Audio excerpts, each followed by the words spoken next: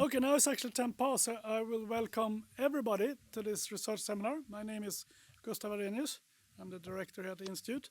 But today, of course, what we're going to listen to is Avia Pasternak. We have here online, and we have an audience both online and in the room. You're all very welcome. Avia is associate professor in political theory at University College London, and she did her DPhil in politics from Oxford University at Nuffield College. Don't know who you had as supervisor. Was it David? It was David. It was David. David was here yesterday in a workshop, David Miller. So right. that was very nice. And you have your BA and MA from the Hebrew University of Jerusalem. And now you mainly focus on how citizens should respond to state injustices. I hope that's a correct description.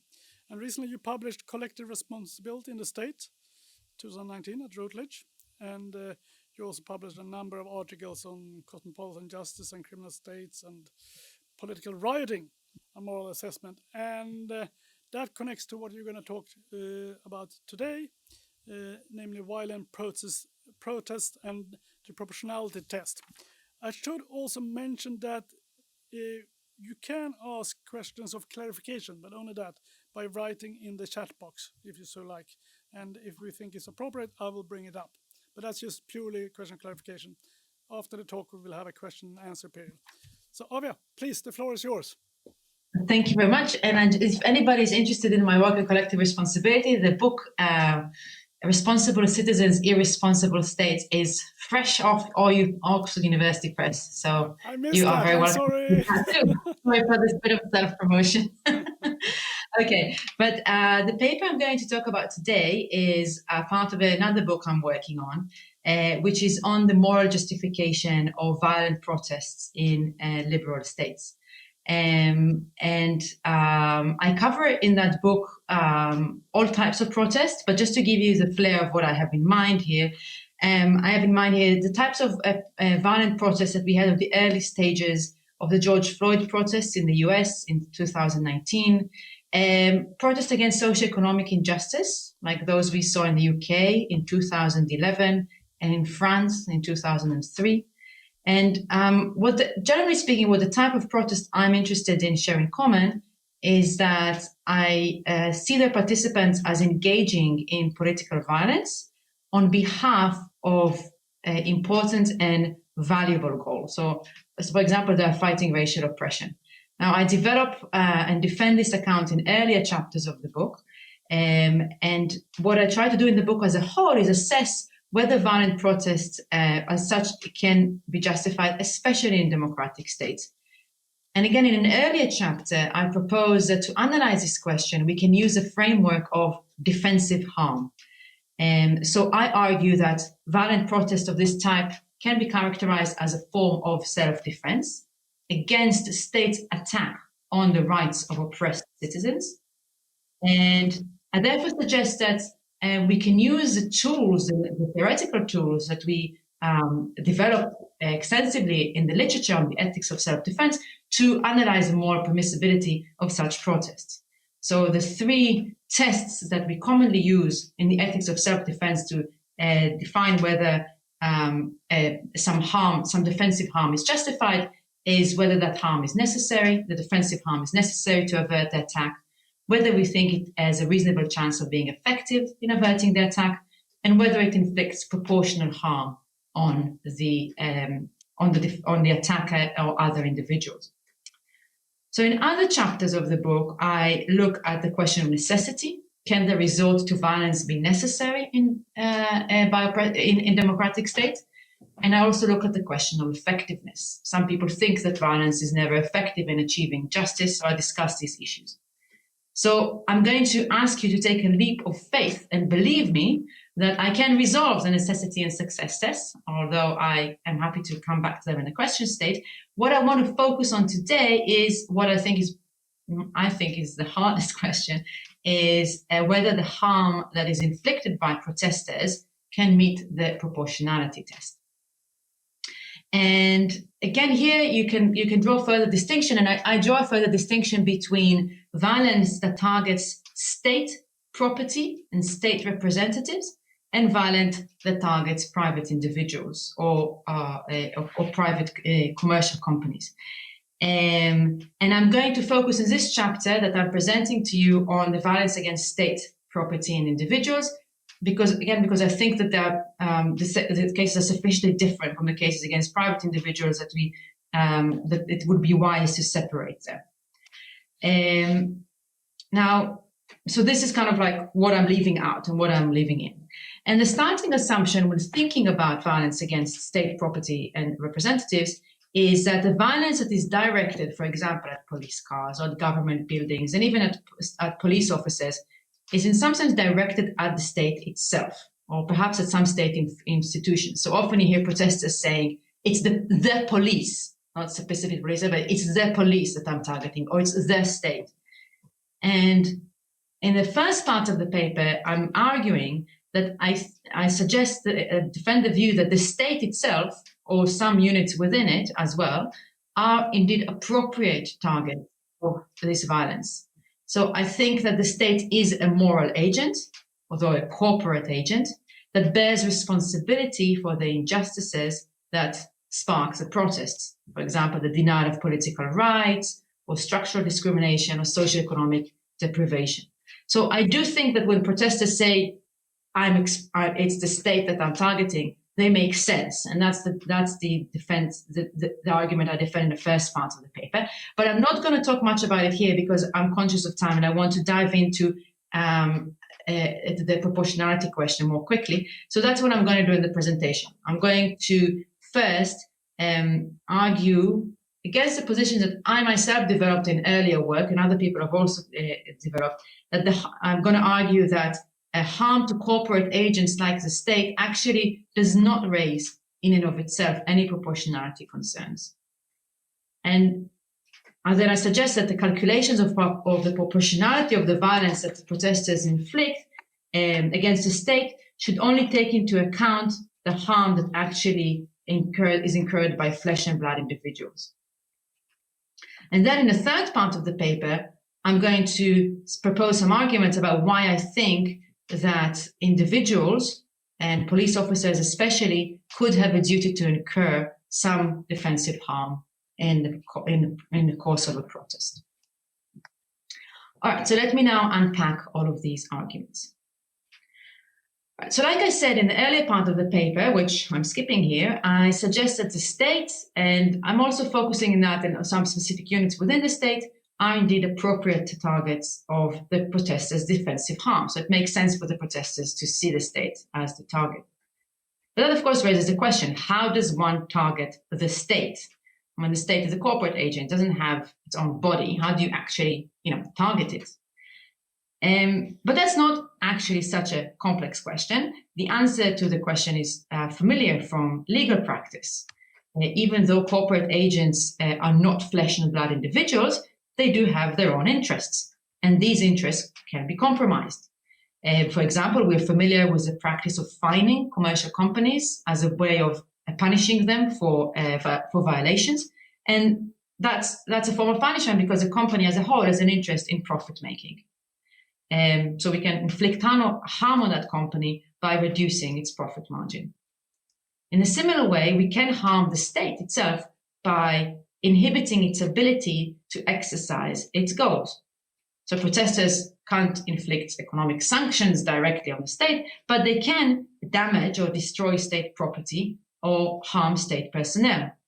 If the state property or personnel are so to speak, put out of action, then the state interests are undermined and it is harmed. It will not be able to use the damaged resources to service its goals, or it would need to invest resources in fixing them. So we can see how that is equivalent to, say, penal sanctions on corporations. Now, this kind of simple equation might lead you to the conclusion that if you want to determine whether the violence that protesters inflict on the state is proportionate, all you need to do is weigh the harm that is caused to the state against the overall expected benefits of the protests. And that would give us the proportionality equation. So let's talk, for example, the Minneapolis George Floyd protest, which in the early stages, if you recall, were quite violent, including targeting states, police stations, police cars, and individuals. We can calculate how much harm was inflicted on the state through the damage, say, to property, and then we can balance it against the harm that the violent protest sought to avert, let's say police brutality against racial minorities or patterns of institutional discrimination in the US. And if we take a narrow proportionality standard, by this I mean standard that looks at the amount of harm that may be deployed on a culpable attacker, which we can assume the state is in this case, then in order to meet the proportionality test, we should make sure that the defensive harm that the protester inflicted is equivalent and maybe even greater than the injustice. Okay, so in previous work, that's what I said we should do. The proportionality of violent protest should be assessed along these lines. But I now think that this argument is actually mistaken.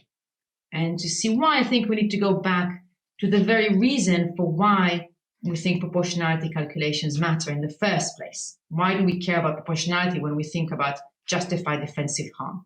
And here the rationale is fairly simple, right? Defensive harm undermines some core moral interests of an agent in order to defend the interests of another.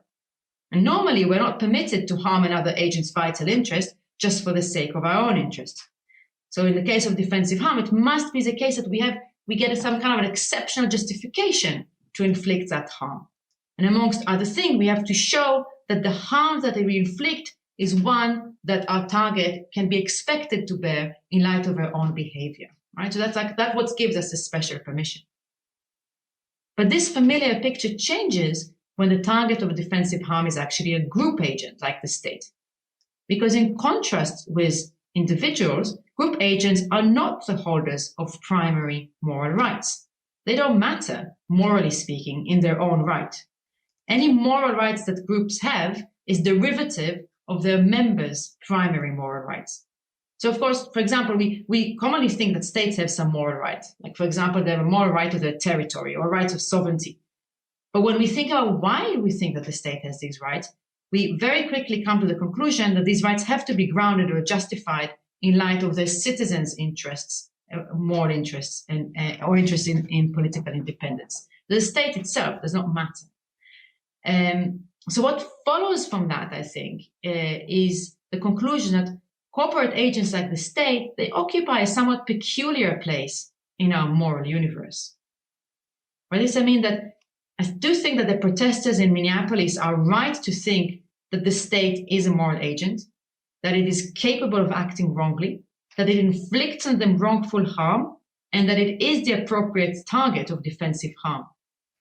But the fact that the state is a moral agent in that sense does not imply that we should care about its well-being and kind of take into account the harm that is caused to it when we are thinking about the proportionality calculation. And in that sense, it is different from flesh and blood individuals. So this leads to the conclusion that although the state is indeed a moral agent, as I argue earlier in the paper, when we think about the proportionality of the defensive harm that is done to it, we should actually focus on the individuals that are directly or indirectly harmed by it. So who are these individuals? Here I want to draw a distinction between harm to state property and harm to state personnel. Now, of course, this is a crude distinction, but again, I think that, there are some marginal cases that are confusing, but in essence, we can draw this distinction. So let's focus first on damage to state property. Who is harmed whose interests are harmed when protesters, say, target police cars, police stations, and so on and so forth? You might think that the answer to that is that damage to police property harms police officers. After all, police officers have an interest in having access to the property that allows them to perform their roles. But I don't think that's the right answer, because police officers, like the state itself, would not have primary moral claims to this property qua police officers. I think it would be strange to suggest that because a policewoman has an interest, say, in driving a police van, or because a fireman, say, uses the fire hose, this is sufficient in and of itself to grant these officers the right to this public property. Their interest in being able to use this object is actually grounded in other people's interest, in the good that this usage bring to, say, the members of the communities that these officers are meant to serve. So it is these individuals who might be harmed by damage to state property, for example, the taxpayers or something like that. And when these individuals suffer this harm, then we should look at the nature of this harm, we should look at its extent, and we should take into account in the proportionality calculation. And now I'm going to do something cheeky with saying, well, and that is for another chapter, because as I said, I'm focusing in this chapter on the harm to state officers rather than to individuals. I'm happy to talk about why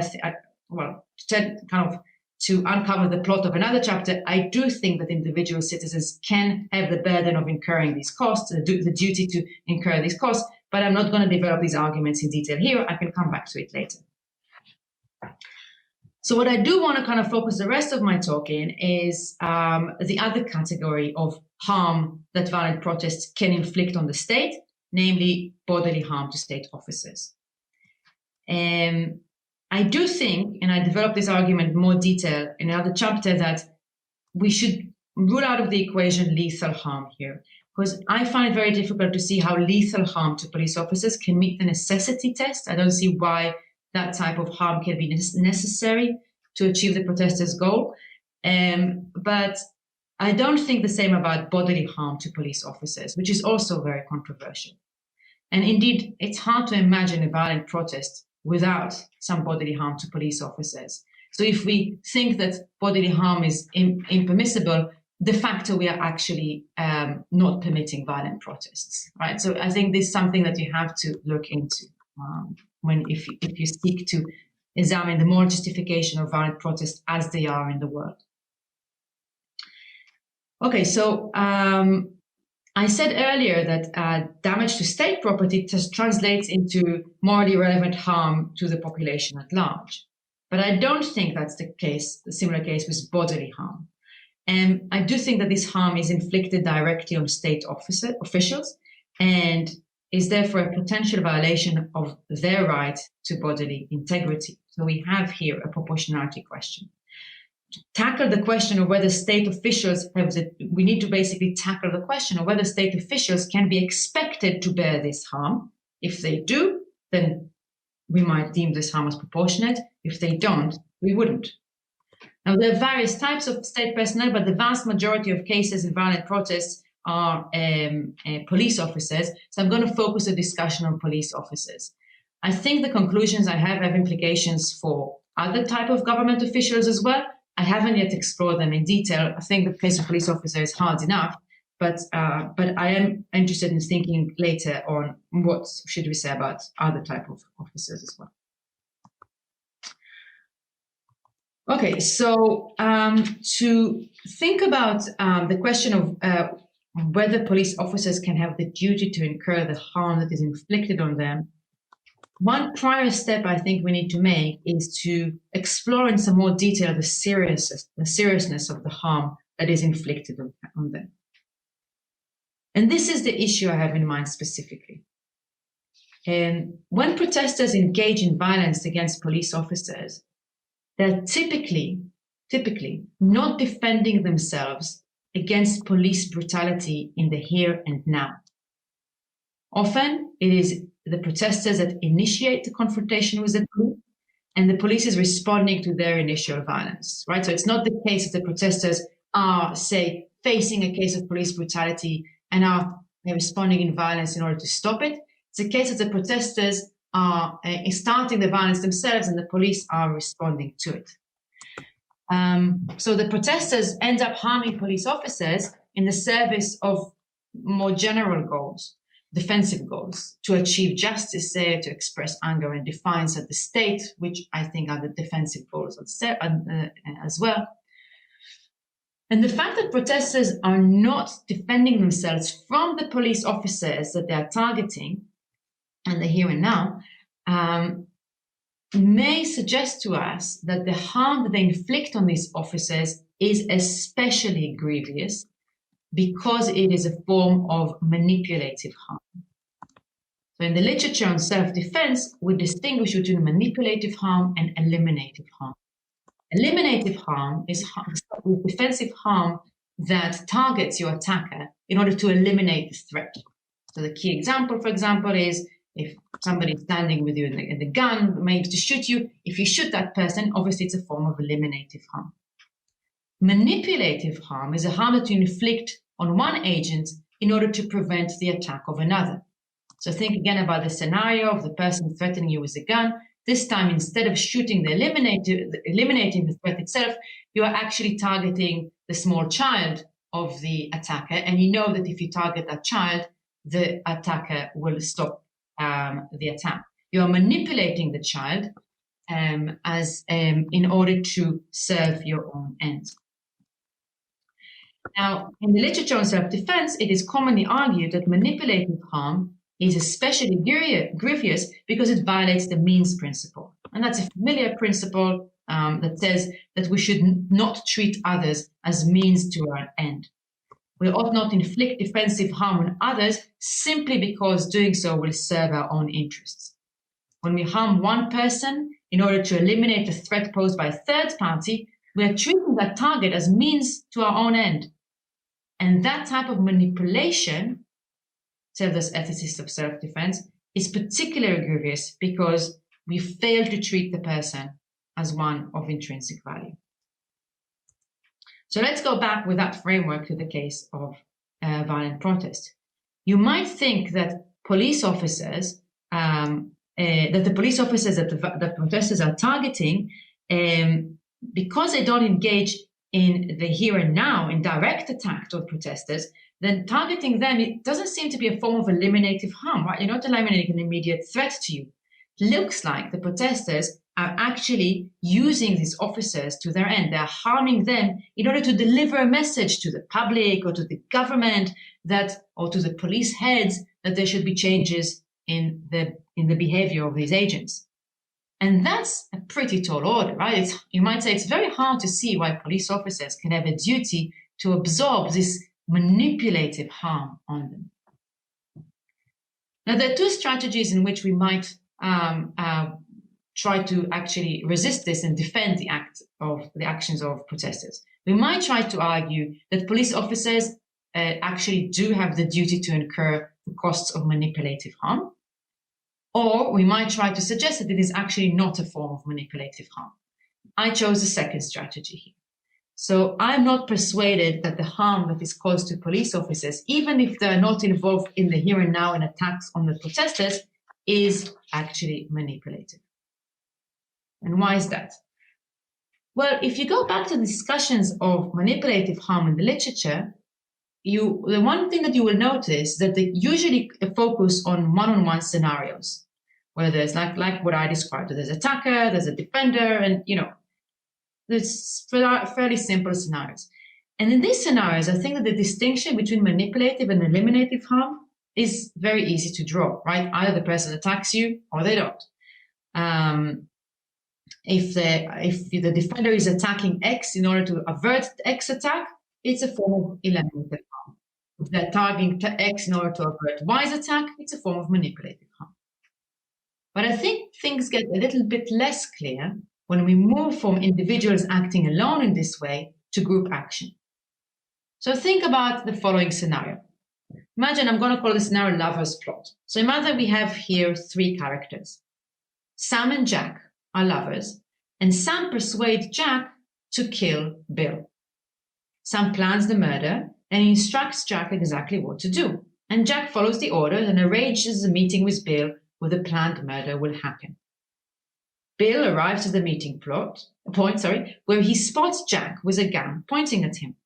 Now, Bill cannot shoot Jack from where he's standing, but he does see Sam watching, kind of peeping out of the window, watching the scene from a nearby building. Knowing Sam, Bill knows that he's part of this murder plot, and he also knows that the only way to save himself is to shoot Sam. Jack will be so distraught, he will collapse and drop the gun. But Bill shoots Sam. Okay, a second example is Mafia Execution. Imagine that Sal, the mafia boss, orders Vino, Reno, and Dino to kill Tony the rat. Reno, and Dino come up with a plan. Reno will follow Tony around and will alert the others when Tony is alone. Dino will then come in, force Tony into a car when he gets the call from Reno. Vino will wait with a gun at the execution site and shoot him. Now Val, Tony's wife, learns of all of this plot. And she knows that if she shoots any of the plotter, they will come to believe that the police is on their tracks and desert the mission. Val shoots Reno, the first guy who was just following Tony around. So these examples, I think, raise interesting questions. Does Bill inflict manipulative harm on some, the complicit in the murder plot? Does Val inflict manipulative harm on Reno, who is part of the execution plot? I think the answer to this question is negative. Both Sam and Reno are part of a planned attack on Bill and on Tony the Rat, even if they're not the one who are standing at the end of it and pulling the trigger. The pulling of the trigger is a very last step of a complex plan involving various agents, all of whom acted in ways that were constitutive of the wrongful attack. In other words, all of them are co-participants in the attack. And when a group of people act together in this way, the plan mesh with those of others, and each contributes to the execution of a joint plan. Each of them constitutes part of the group that acts together, and which the group as a whole poses a threat to the victim. So each of them is actually a target of eliminative and not manipulative harm.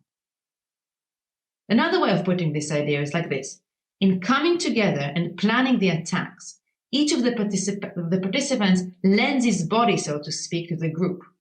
He's committing to use his body in a way that will contribute to the occurrence of the group decision, in these cases, attack.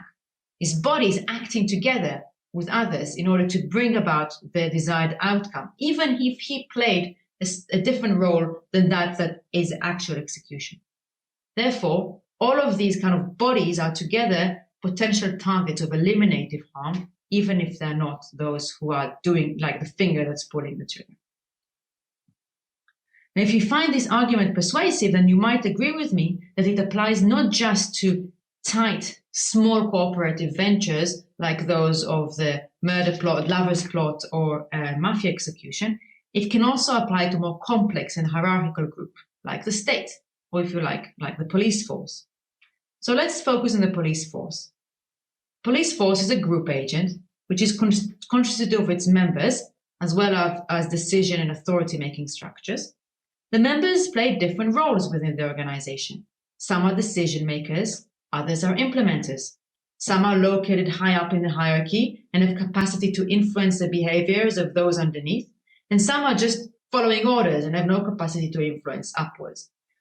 But all of these individuals, regardless of the specific roles they play, they have joined the police force with the intention of serving the institution and doing their share in executing its goals and policies.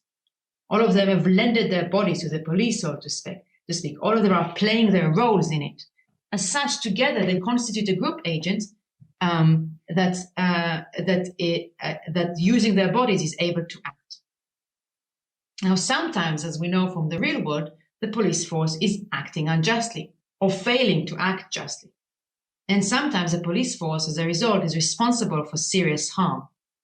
Now, of course, not every member of the police force is party to the action and omission or bears direct responsibility for them, but they're still part of the group agent that committed them.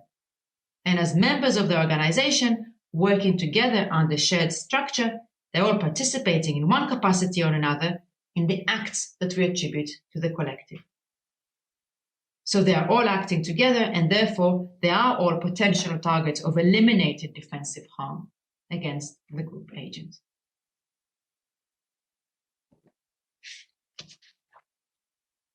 Okay, so I've argued so far that protesters who are targeting the state and end up harming state officers are not manipulating them in the way that we often hear in the media. But now the question is, we still have the unanswered question. Suppose that the harm against police officers is indeed eliminated. Do police officers have the duty to incur this eliminative harm? Now, one positive answer to this question would be yes, because police officers share the blame for the injustice that the state commits. It's common enough view in the literature that if you wrongfully contribute to collective harm, you are liable for the costs of eliminative defensive harm. But I don't think that works in this case, and that is grounded in my very description of the agency of the state. First of all, it is not the case that all, and in some rare cases, it might not be the case that any, but let's focus on all. It's not the case that all police officers actually share the blame, say, for police brutality against racial minority. Of course, some do, but the idea of group agency assumes a separation between the police force itself and the individual members. It can be the case that you, as a member of the organization, have acted permissibly and have done all that you can to prevent police violence, and yet the group as an institution continues to act wrongly. Furthermore, so we can't ground it in blameworthiness. And I also think that practically the blameworthiness argument is going to face very difficult objections, because even if it is the case that some policemen share the blame, there's no way for protesters to know who these officers are, right? So protesters are in the heat of a protest, they're facing riot police that our faces are covered in protective helmets. They don't know which of these officers actually shares the blame for police brutality and which does not. So culpability doesn't really, or blame doesn't really give us any defense, a viable defense, I think, of violence against police officers. But culpability is not the only reason why agents might be expected to incur the costs of eliminative defensive harm, so that it's proportionate. The duty to absorb such costs can also flow from our general obligations to fellow human beings, or from our associative obligations, or other obligations. And in the final part of my talk, I want to present the claim that police officers, qua police officers, may have the duty to incur at least some bodily harm, assuming that that harm is necessary to address the injustices which their organization is responsible for. So why might police officers, qua police officers, have such duties? To answer that question, let's go a step backward and think more broadly about what is the police? What is the purpose of the police? There's actually interesting debate around that question in the literature, which I discuss in the paper, but I'm just going to give you the punchline now, that on a common view in the literature, which I find persuasive, the core function of the police is that of protecting certain moral rights of the population. Which moral rights? Well, we commonly think that these rights include, not limited to, but include the right to life, the right to bodily security, and the right to property. The police is entrusted to protect citizens and other resident, maybe in the state, from rights violators. And they're actually not just to protect, they're also given the authority to use appropriate coercive force when it's necessary to stop such right violations, right? So we even give police officers the weapons to do that. Now, of course, doing this job, protecting citizens' rights against rights violators is a dangerous, it's a difficult job. So for that reason, we don't conscript individuals to the police. We can't expect conscripted individuals to take this role upon themselves. And even if we could expect that, we can hardly expect them to do it well. So that's why we cannot get the professional people to do that. We get police officers to be individuals who voluntarily choose to join the police force. And not only that, the state trains them, gives them the equipment that they need to perform the job well, and it protects them, and to protect them from right violators. And the state also compensates police officers for the risk to life and limb they take upon themselves through the salaries you pay them, and it provides them with medical and other care should they get injured. Okay, so that's what the police is for. Now let's go back to the case of violent protests. There's a core difference between the violence that police officers face when they face violent protesters and the type of violence that they might face when they face a common criminal in the usual service.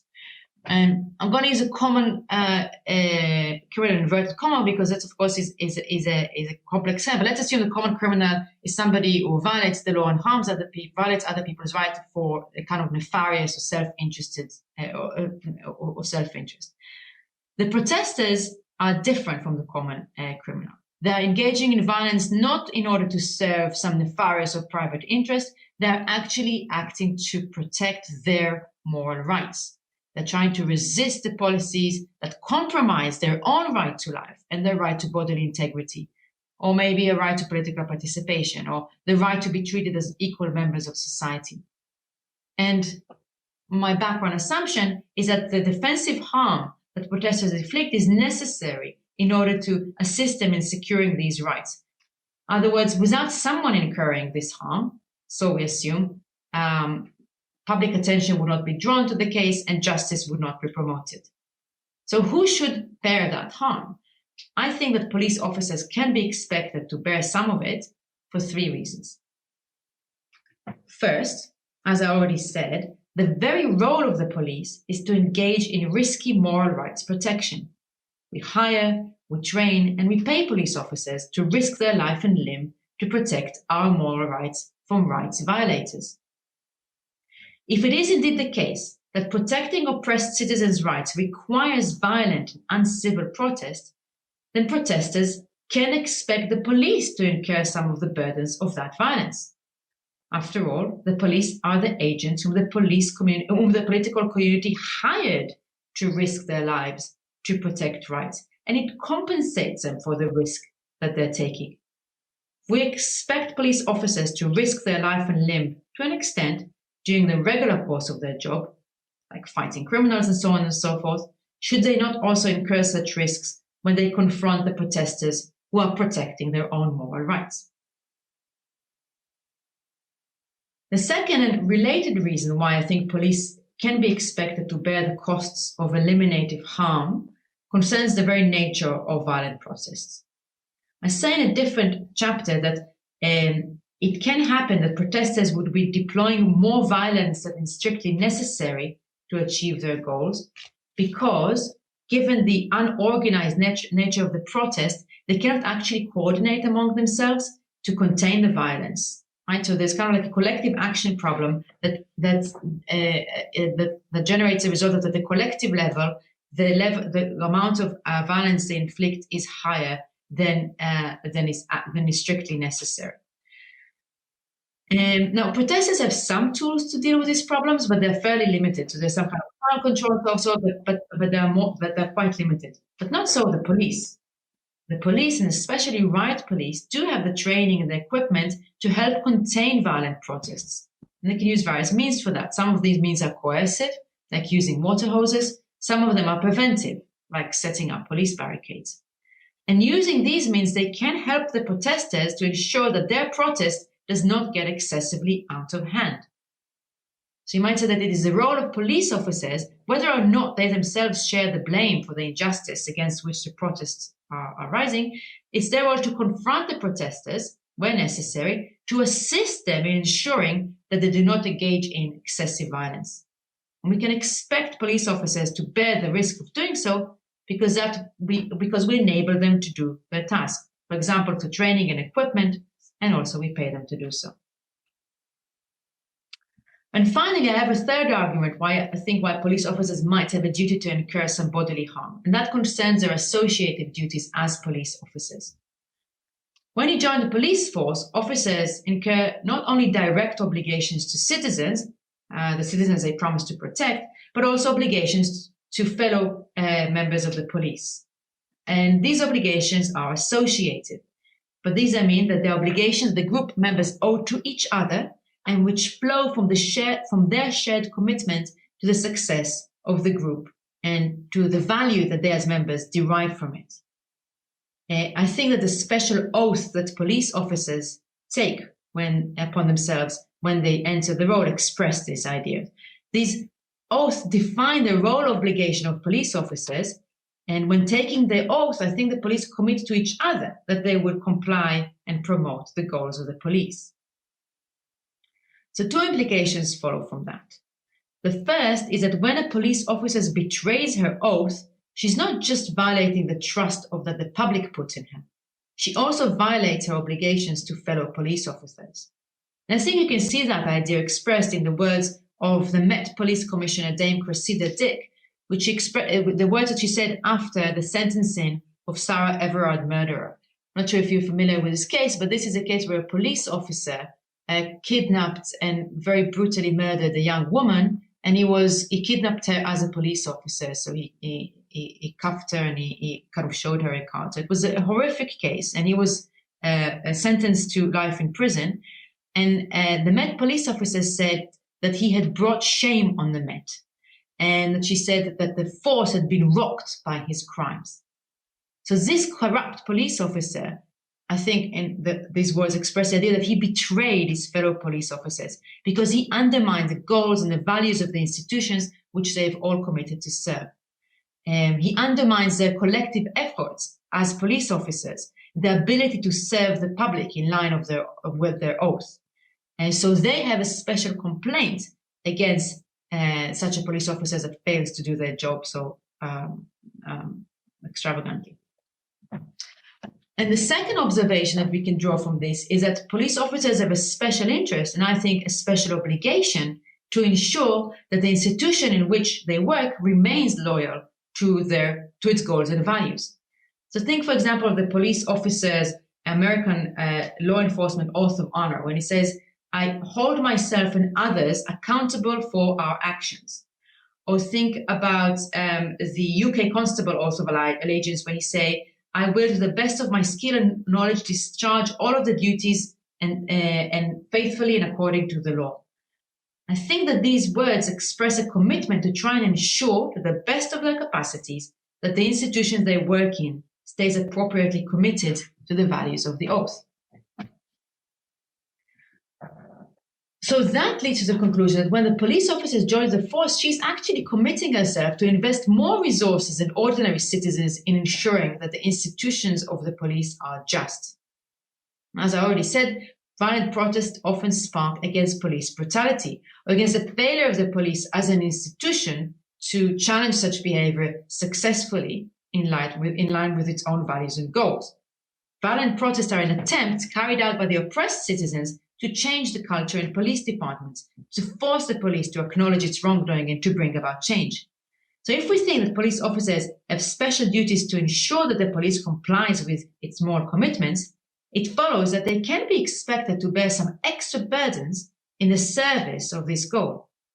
And if it turns out that this goal is served by violent protest, it follows that police officers can be expected to bear some of the costs of that violence, or to risk some harm to themselves. This is part of the price they pay in order to improve their own police force, a commitment that they have taken upon themselves when they took the oath. Okay, so to conclude, I argue in this paper that necessary violence against the state in the course of violent protest can meet the proportionality test, or at least some of it can meet the proportionality test. While such violence is aimed at the state, whether or not it's proportionate depends on the harm that is inflicted on individuals. I argue that harm to state property translates to harm against state citizens, but harm against police officers is eliminative, and it can be proportionate to the extent that we think police officers do have some duty to absorb the costs of this harm. And with that, I end. Thank you very much, Avia. I'm going to mention something how we run this question-answer period, and the first half hour will be recorded. So if you want to ask a question without being recorded, you have to wait to the last part. And for you that are online, we'll use the chat function. So if you wish to ask a question, you should write it in the chat. And as we're a mix of research from different fields, please write your area of study so we can mix questions from different disciplines. And we also allow for follow-up questions. And for you that are online, then you can write follow-up to me or to Gustav if I ask the question. And follow-up taken before new questions. And when it's your turn to ask your question, I will call upon you. But so please put that into the chat. Let me start a little bit actually to ask the first question, Avia, because I thought your talk is quite theoretical and we are a kind of mixed audience here. So I would like to ask you to reflect how it applies to some kind of well-known cases. For example, if you take the civil rights movement in the 60s in the United States, when that turned violent, I guess that would be one case. Another case, perhaps tricky, is the Black Lives Matters movement. And then to move even trickier case like Extinction Rebellion.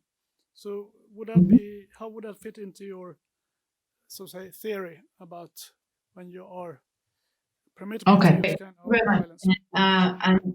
And I'm happy to kind of give a bit of kind of take a step back, because I agree that the talk is kind of dives into the belly of the beast in a way. We might want to learn about the beast.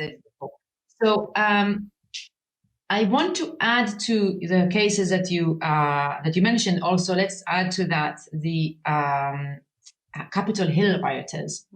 Maybe we move Extinction Rebellion and add the Capitol Hill rioters, okay? Because I think that's that kind of. Please keep Extinction Rebellion, because I think that raises a special problem for you. But I want to know the case where we are. I think in all these cases, at least in two of them, we think that the goals are just. Extinction Rebellion, a lot of people do think the goals are just. Capitol Hill rioters, I think that not many people, reasonable people, think that the goals were just. But all of them, and let's look also at the moments in these in the episodes in this movement that they deployed violence. And in all of these movements, we can well, with Extinction Rebellion, I'm less familiar, but certainly with civil rights movement, we can see the ghetto uprisings of the 1960s as an extension of the civil rights movement struggle. I mean, this is a question of dispute in the literature, but it certainly responded to the same type of racial discrimination that the civil rights movement responded to. And the Black Lives Matter, we did have episodes of violent protests in them, such as the early protests of the George Floyd protests. I confess that I'm not sure whether Extinction Rebellion have ever deployed violent protests. So as far as I'm aware, they are committed to non-violence. But that doesn't, that it could, we can have a more hypothetical, or maybe there are branches of the movement that do actually decide to deploy some violence. And the Capitol Hill rioters, if they did. Let's assume that they do. And the Capitol Hill rioters, of course, deployed violence to promote goals that they themselves seen as just, such as the removal of stopping the stealing of the votes in the US, right? So the question that I'm interested in more generally is, can this type of violence ever be justified? And the knee-jerk reaction of a lot of political theorists is that the answer to that is no.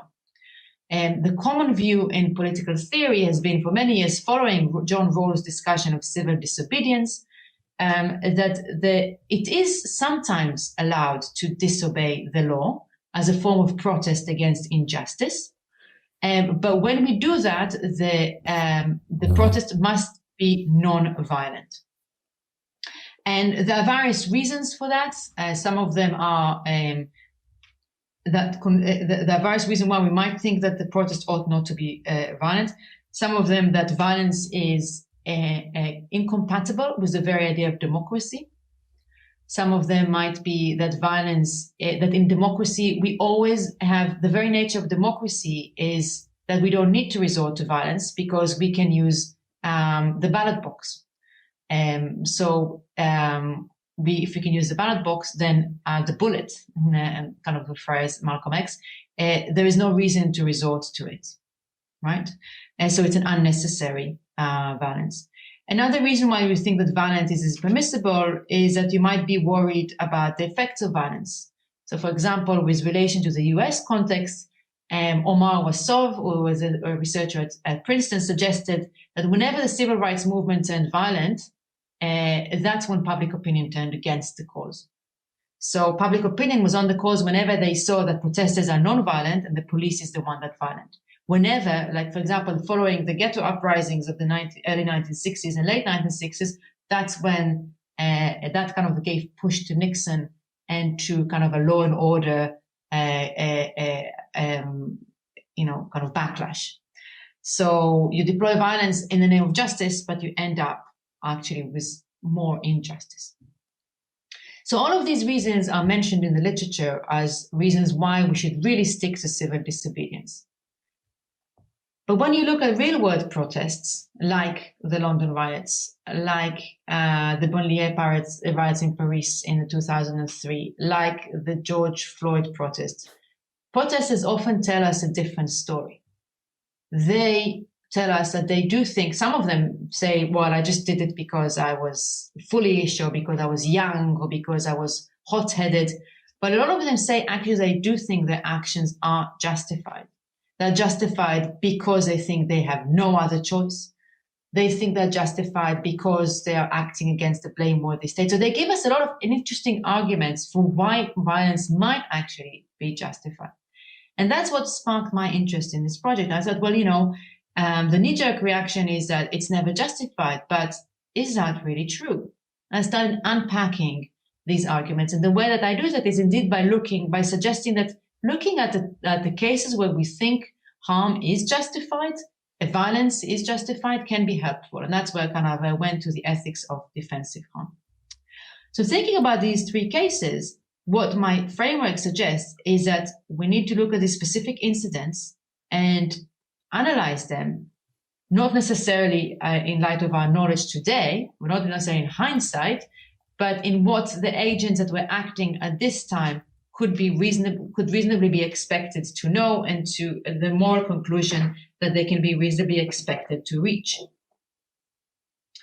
Now, I am not persuaded, for example, that in the case of the civil rights movement at the time, it was really clear that, as you know, I guess, there was a deep debate within the civil rights movement about the right way to act. And the civil rights, the kind of non-violence routes prevailed, but there were people who said that because non-violent routes prevailed, that's why the achievements of the movement have been less than what we might have wanted. So we have a question there. I developed the arguments about Black Lives Matter as well in similar lines. And perhaps one can make a similar case about Extinction Rebellion. The cases of the Capitol Hill might say, well, these people think that they're right, so what do you say about them? Well, I do think that we can apply, the first question we should ask is, what are their goals that they are fighting for? Are they just, first of all? And are they just, would a reasonable person with access to reasonable evidence reach the conclusion that these goals are just?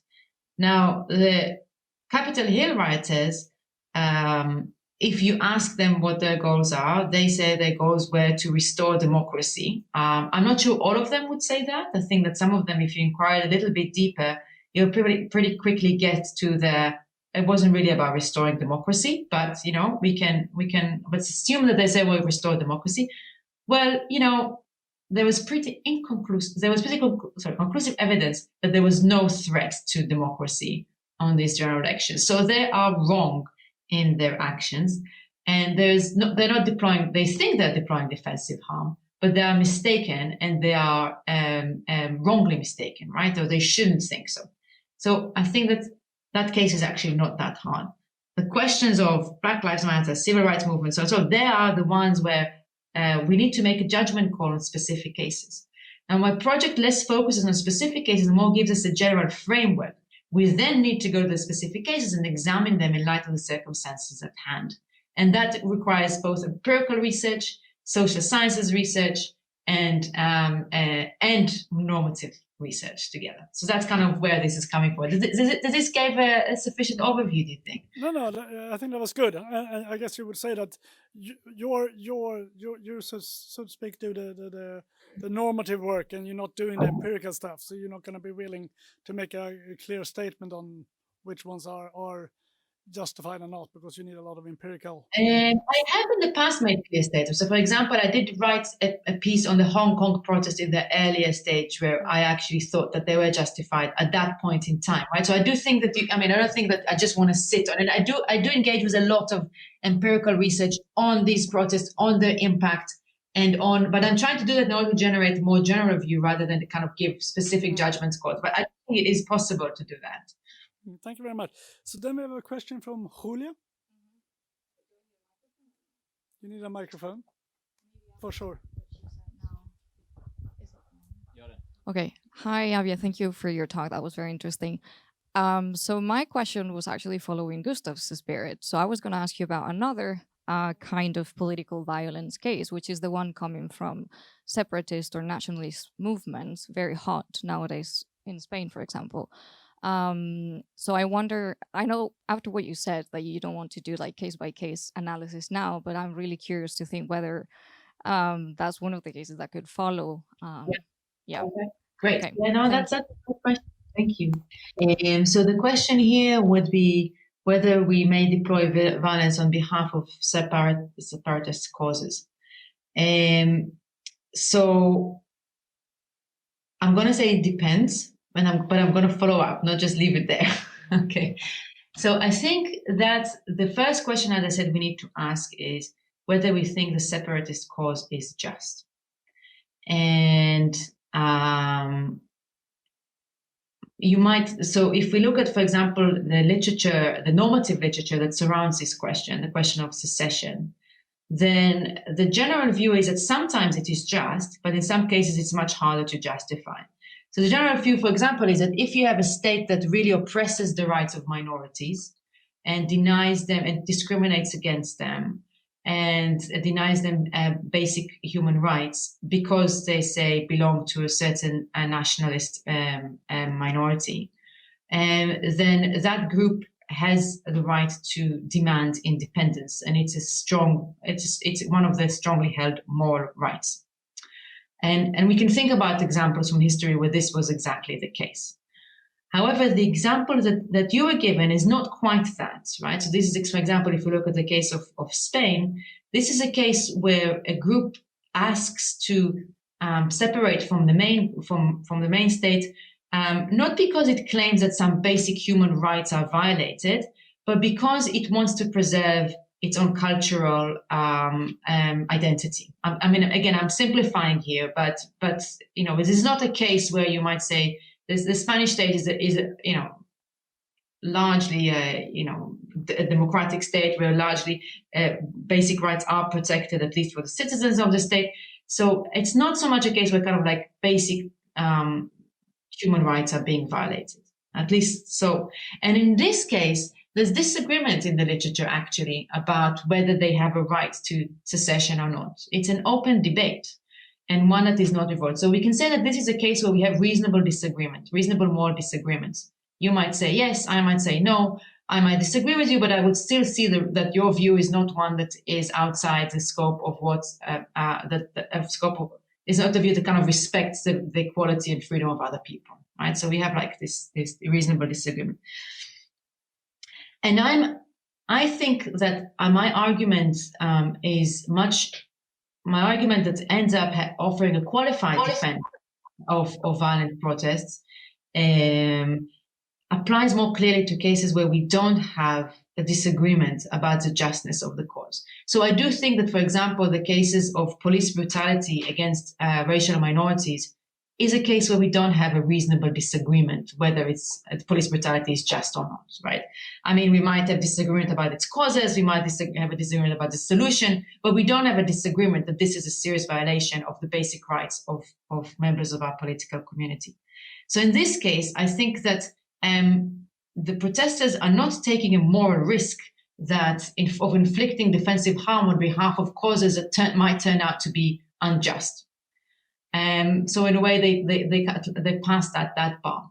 In the case of violence on behalf of separatist cause, I'm much less confident of that because there is a reasonable moral disagreement around it. In the case of, say, of Spain. And here, I'm much more wary of kind of recommending that somebody may inflict violence on behalf of causes that they're not certain are just causes, or that there are reasonable people who disagree with them that they're just causes. So I'd be much, much more wary of saying that even if the person himself is entirely persuaded that her cause is just, she should also recognize that there is a palpable risk that she's wrong, because there is reasonable disagreement around it. So I'm kind of drawing this distinction. Now, so that's what I would say about the specific case of the Catalan call for independence. So I'm willing to make kind of like a real world recommendation on that one, because I don't think that I personally don't have a clear answer about whether they have that right or not. I think it's a difficult question, and that might need to be resolved democratically at the end of the day. Ludwig. Right. So this is Ludwig Beckman. Hello, Avia. Hi, Ludwig. Nice to see you here. And a great talk. I had two questions. Maybe they're just clarificatory to some extent.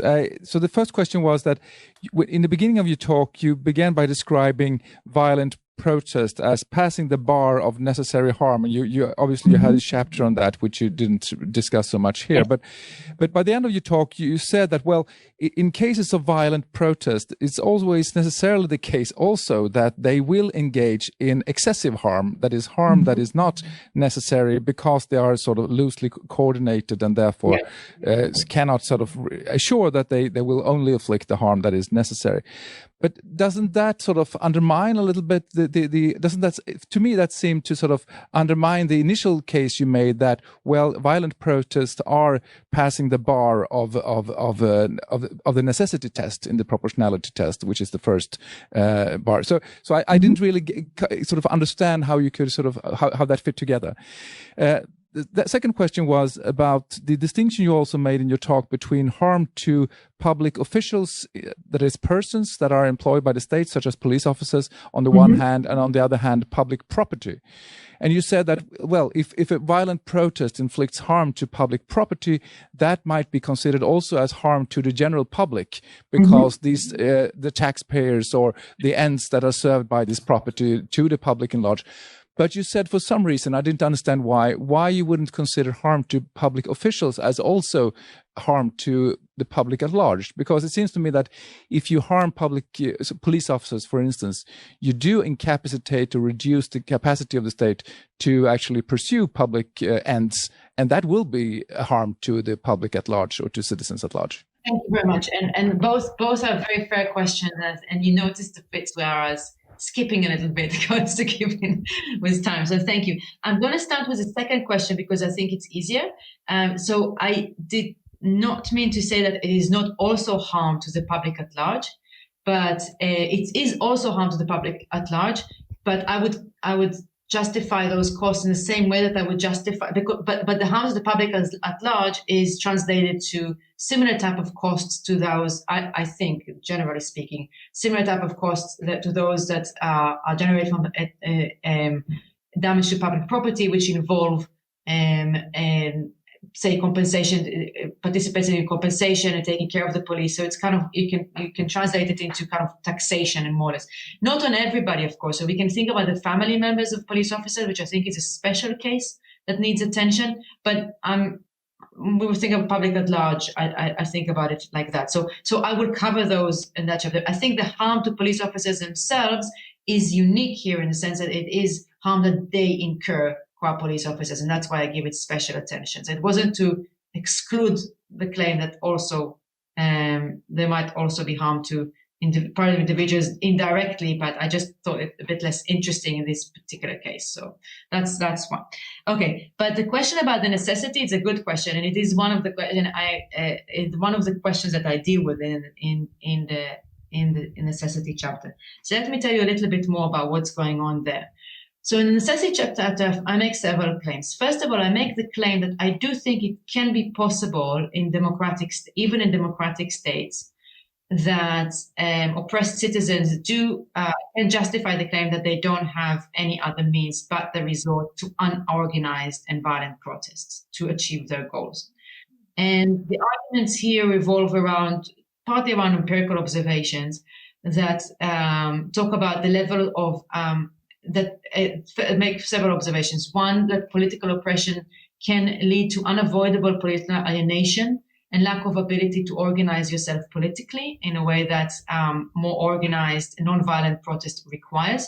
So even campaigns of non-violent civil disobedience require quite a lot of political organization, community trust, and so on and so forth, which the very marginalized members of political community, such as, for example, if you read reports of the banlieues in Paris around the Paris protests, you see that this type of kind of social capital and also material capital was not really available to the youngsters who took part in the protest. So I think that, and I also talk about that I think that some goals like expressing your defiance of the state, which can be defensive actually, because to the extent that they serve your sense of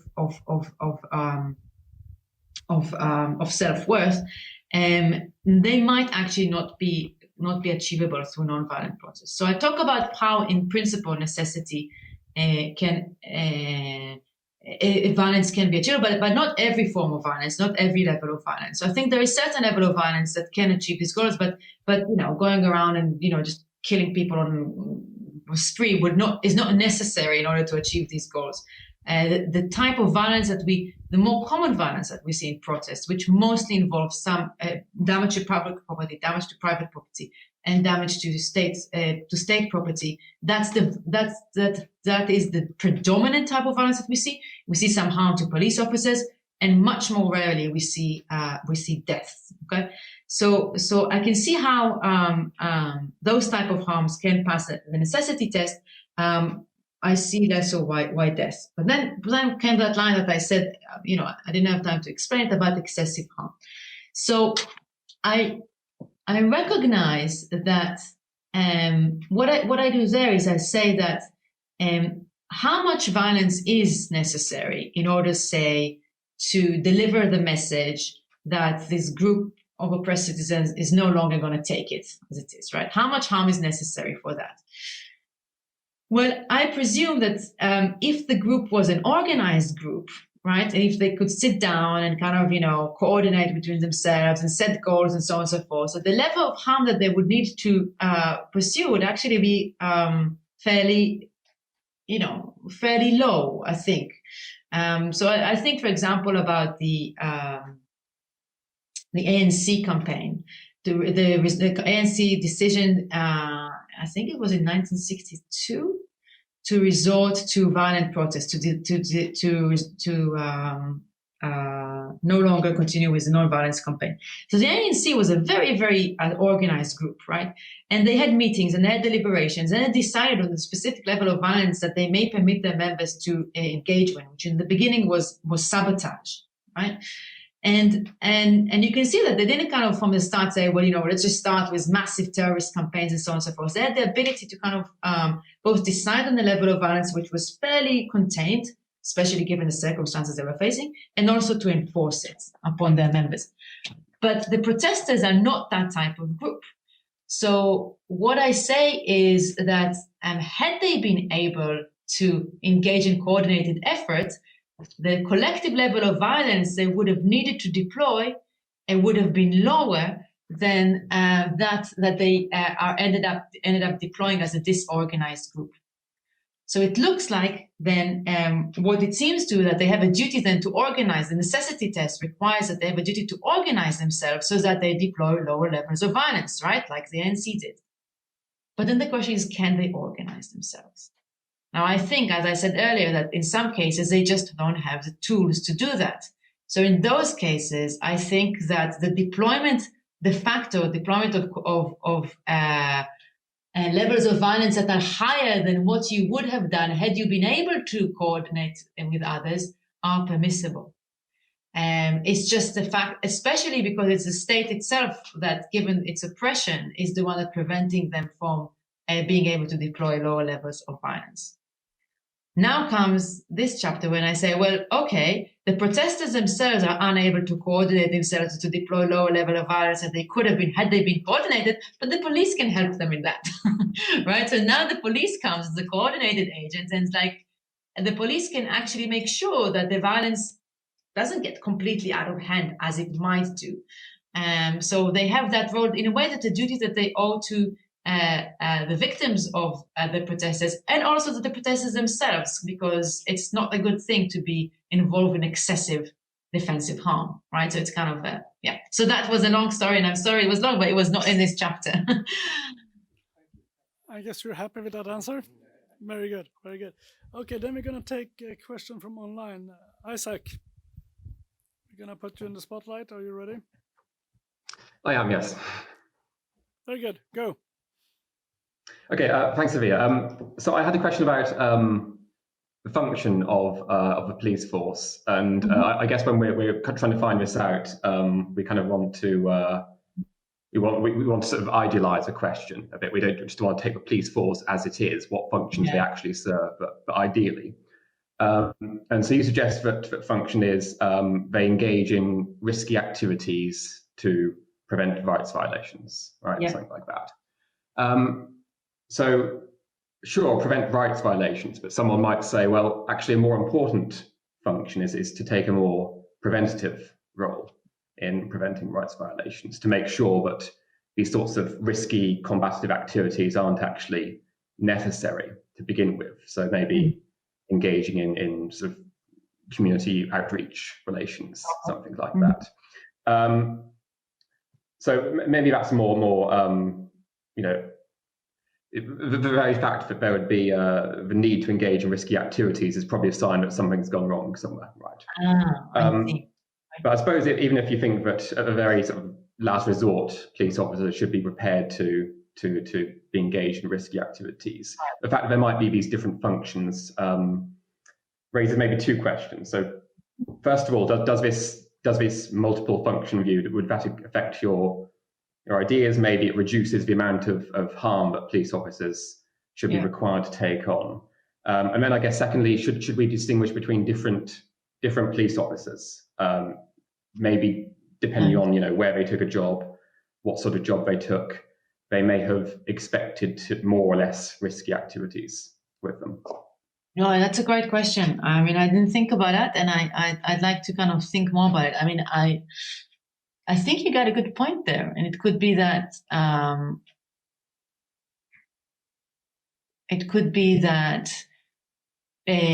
so what obviously jumps immediately to my mind is riot police, right? Which in a way, people who are specifically trained to deal with crowd control. And you might say, well, they really fit the bill on that one, right? So you might say that what you're suggesting is that I might have here circles where the riot police might be in the center, but then you have next in line, right? I don't know, the usual beat officer. And it doesn't mean that those officers necessarily have no duty to incur any costs of the harm, but it might be that they need kind of like have a backup option. So if the person who was at center cannot, then they come in or something of that nature. So yeah, I think that's a good point. I'll think about it. Thank you so much. Very good. Then Tim. Thanks. Yeah, thank you. I had a couple of questions, and they were actually along the same lines as both of Ludwig's questions. The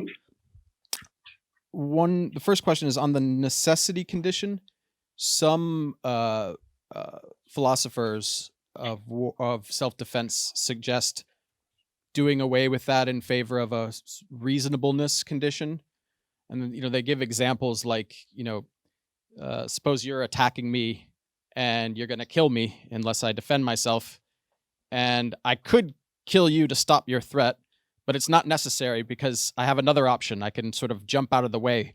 But if I do that, then I'll be hit by a car and be severely injured or something. So it's kind of like, maybe it's not like necessary to stop you from carrying out your threat, but it does seem reasonable for me to do that. And then if you have a reasonableness condition, of course, then you'd have to spell it out. But it at least kind of you don't have to worry about the same kinds of worries that you do with the necessity condition. So that's my first question. And then the second question is just the last thing that Ludwig said about the police kind of making things easier for the state. I think that should be among your functions of the police force. So, it seems like the police, one of the functions that they serve is they enable the state to, carry out its policy or enact its policies without fear of reprisal from the citizens, right? They're kind of an arm of the state, as it were. It seems like that might provide some grounds for a duty to incur harm, perhaps even liability to harm in certain cases. So even if the police aren't in the square sort of looking to beat up protesters. Yeah. They're still enabling the state. So if the state is carrying out, if what the state is doing is unjust, having a police force or an army, makes it easier to do that without fear of reprisal. Excellent. Yeah, no, it's a nice point. Yeah, great. Thanks very much. About your first point about necessity, I'm in agreement with you that is that we need to unpack what necessity means, and necessity means that you don't have it's a last resort, but the question is a last resort at what cost, right? Yeah. So it's at the last resort, like in the sense that if I don't do this, that I will die, or is it the last resort in if I don't do this, I will break a leg, or if it's the last resort that if I don't do it, I will, it could be that if I don't shoot you, then I don't know, you will trample my flowers in my garden, and to my mind, that is really, really a terrible thing that would happen, right? Like, so obviously we need some test there, and that can be difficult to be to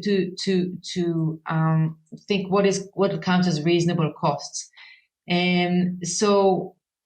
I think that my account is one where we think that either that it's very, very, like, it's the costs that would require, that we can expect, that would involve for people to kind of involve in generating the resources and the knowledge that they need in order to kind of create a more organized political movements are just too high, and that they're above that threshold.